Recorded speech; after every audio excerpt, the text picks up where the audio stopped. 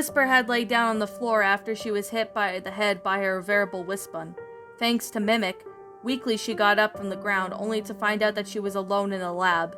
She managed to pick up her weapon to give herself some support, all the while trying to put the piece together on what happened when she was knocked out. But Whisper began to hear noises that caused her to turn around to see unknown creatures in the dark. Feeling scared for her life, she began to run for a possible safe room. They're coming, creeping from every corner. All I know is that I feel safe.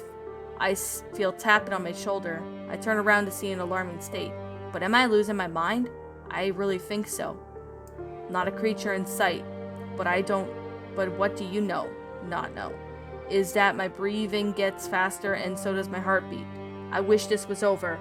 I wish this was all a dream, but I created a monster, a beast within my head. Nowhere to go. I'm out on my own. Oh, I'm so scared. I created a monster, a beast inside my brain. I have nowhere to go. I'm out of my mind imperiled.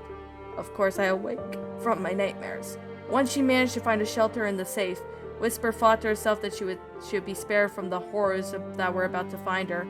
She was strong because she was wrong because she saw more and more dark creatures. The wolf immediately ran out into the light and saw that each and every single one of her friends as zombies were trying to grab her, causing her their transformations as they began to drew near, and she had to get away from them. Wait, something doesn't feel right. No, something seems wrong. And I've been feeling this way for, I guess, far too long. My vision gets blurred and my skin gets colder, appearing young while I'm getting older. I collapse on the floor and scream, "Can anybody save me from myself?" I created a monster, a beast within my own head. Nowhere to go. I'm out on my own. I'm so scared. I create a monster, a beast within my brain. Nowhere to go. I'm on my own. My mind impaired. Awake me from my nightmare. She was looking back to make sure that no one was following her. Whisper had found herself on the ledge. Before she knew it, she was at the top of Eggman's fortress. She attempted to try to balance to avoid falling to the ground, seeing that she was almost a zombot and she was nearly cornered by the zombified friends. The wolf had no choice but to jump. Walking to the ledge, I find myself looking down, frozen and still with fear. Now I'm plunging to the ground. If only I knew how to fly, then I could convince myself that this isn't the time to die. Instead, I'm rocketing faster and faster. I dive bomb to the floor, and when my body crashes to the pavement, I'm right back where I was before. But before she was about to hit the ground, Whisper found herself at the back of the lab, completely normal, as if she was never seen or about to turn into a zombot. However, when she thought she was in the clear, she found her friends still as zombies, still trying to reach out and grab her arm or cloak. I create a monster, a beast within my head. Nowhere to go, I'm out on my own. I'm so scared. I create a monster, a beast within my head. Nowhere to go, I'm on my own. I'm so scared. No, this is my nightmare. I create a monster, a beast within my brain, inside my brain. I'm on my own. Nowhere to go, I'm on my own. My mind is impaired. Awake me from this nightmare. Awake me from this nightmare. Awake me from this nightmare. Awake me from this nightmare. Awake me from this nightmare. Whisper crawled on her hands and knees to escape from her friends, but she found Mimic standing over her. "Mimic," Whisper said weakly. Her voice was weak and raspy as her breathing got shallow. She grabbed onto his ankles and pleaded for her life. "Please, Mimic," she said, "help me." The octopus just smiled and leaned towards the wolf with a evil chuckle. "Oh, don't worry, my dear," Mimic simply said. "I'll help you." He grabbed hold of the collar of her cloak and picked it up. "I'll help you, all right," Mimic said. "I'll help you join your friends." With that said, he immediately tossed the wolf into the zombots, and she used the remaining energy of her voice to scream for help, but only for the final effort to get up unanswered. All of a sudden, Whisper woke up, screaming and gasping for breath. Of course, Tangled heard her friend and ran to her side. "Whisper, are you okay?" she asked. Whisper looked at her roommate with fear in her eyes. "Tangle, you're okay," she said. "Thank Taika and Chaos." She hugged Tangle as she began to sob. "Whisper, what's wrong?" Tangle asked. I had another nightmare," Whisper answered. "It was horrible." "Oh, I'm sorry," Tangle said as she hugged her best friend back.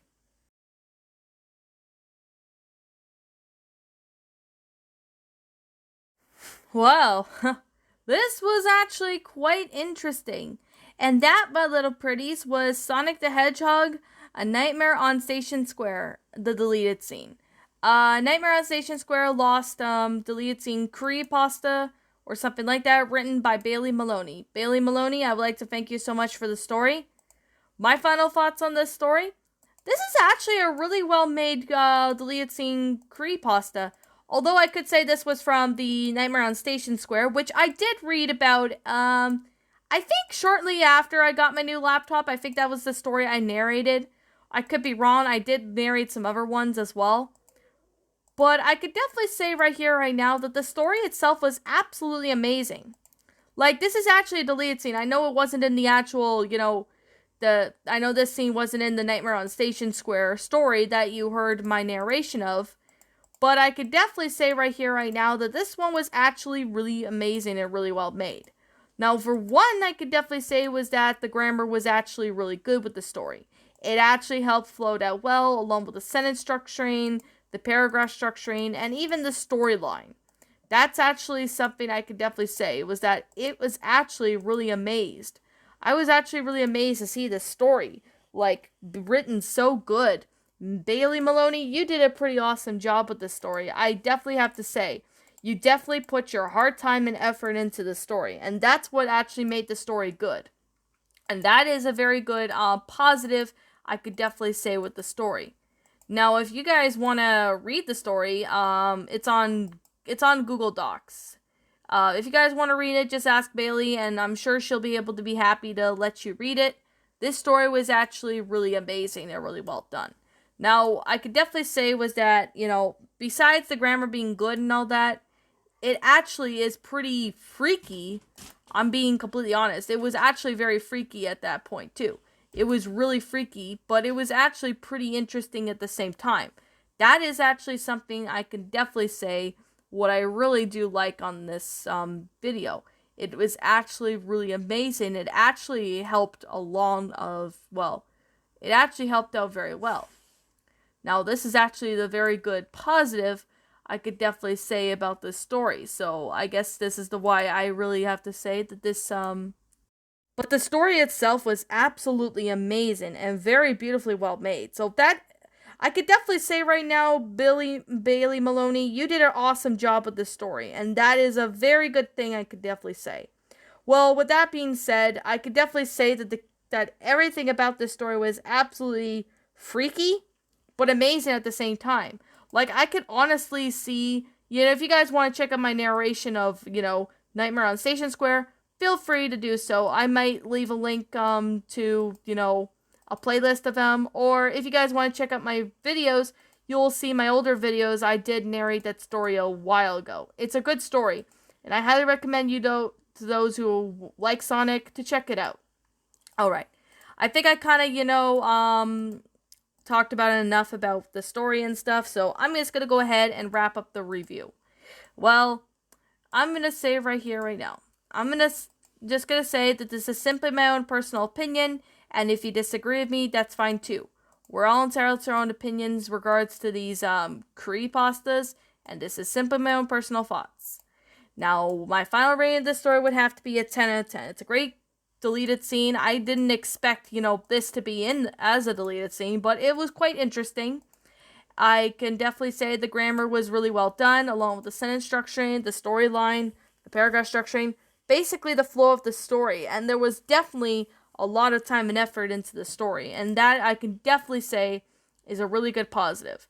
But anyways, what did you all think about this creepypasta? Did you all enjoy it? Did you not? Also, what we have done personally to help make this story a lot better. Leave me know what your thoughts are down in the comment section down below. I'm the Queen of Lions. Thank you so much for watching today's episode. If you're brand new here to this channel, be sure to like, comment, and subscribe because I make brand new videos every single day. Don't forget to ring the notification bell to my uploads, and then you guys will not miss an upload. And as always, I guess I'll be seeing you all in the next video. Like I said, if you're new to my channel, be sure to leave a like, comment, subscribe, and even ring the bell for notification. And I will be seeing you all in the next video. Peace out, and as always, please roll the outro because I'm out.